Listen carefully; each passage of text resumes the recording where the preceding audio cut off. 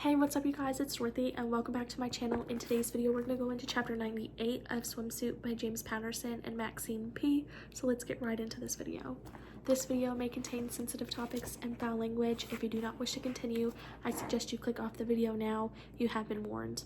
The video opened in bursts of light and an extreme close-up of Henry's still digitally blurred face. He turned and walked toward a canopy bed in what looked to be a very expensive hotel room. I noticed the elaborate furnishings, the traditional European floral pattern that was repeated in the draperies, carpet, and upholstery.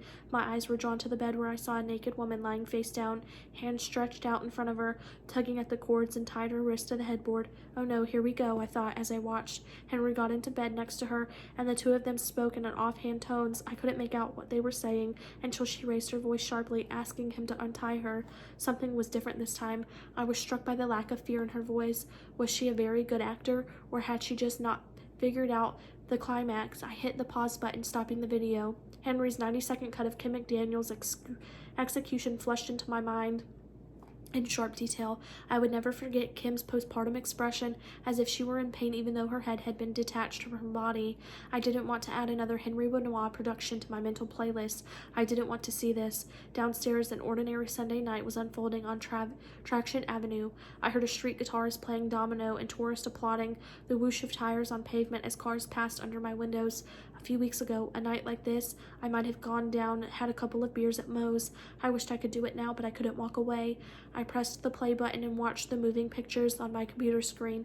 Henry telling the woman that she cared only about her own pleasure, laughing, saying always a price. He picked up the remote control and turned on the TV. The hotel welcome screen flashed by, and the announcer on BBC World News gave a sports update, mostly football.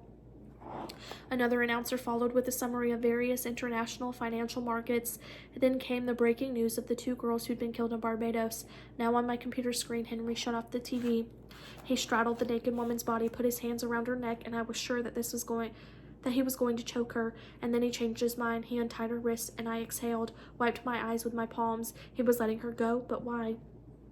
On screen, the woman said to Henry, "I knew you couldn't do it." Her English was accentuated. She was Italian. Was this Gina?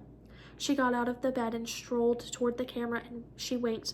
She was a pretty brunette in her late 30s, maybe 40. She headed to an adjoining room, probably the bathroom. Henry got out of bed, reached down, and pulled a gun from a bag that looked to be a 9mm Ruger with a suppressor extending the muzzle. He walked behind the woman and out of the camera range. I heard muffled conversation, then the piffed sound of the gun firing through the suppressor. A shadow passed over the threshold. There was a soft, heavy thud, two more muffled shots, and then the rush of running water. Except for the empty bed, that's all I saw or heard until the screen went black. My hand shook as I played the video again. This time I was looking for any detail that could tell me where Henry had been when he had surely killed this woman. On my third viewing, I saw something I missed before. I stopped the action when Henry turned on the TV. I enlarged the picture and read the welcome screen with the name of the hotel on the top of the menu. It had been shot on an angle, and it was damned hard to make out the letters, but I wrote them down and then went on the web to see if such a place existed. It did. I read that the Chateau del Romo was in France, in the wine country near Bordeaux. It had been built on the foundations of a medieval fortress founded in the 11th century, reconstructed in the early 1800s, and turned into an expensive resort. Pictures of the hotel's website showed fields of sunflowers, vineyards, and the chateau itself, an elaborate fairy tale construction of valued stone, caped with turrets surrounding a courtyard and formal gardens. I searched the web again, found the football scores and the market closings that I'd seen on the TV in Henry's room.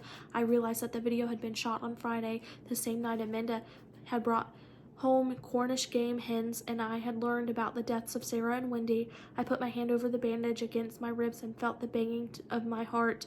It was all clear to me now. 2 days ago, Henry was in France, about a 5-hour drive from Paris. This coming week marked the beginning of September. Henry had told me that he always went to Paris in September.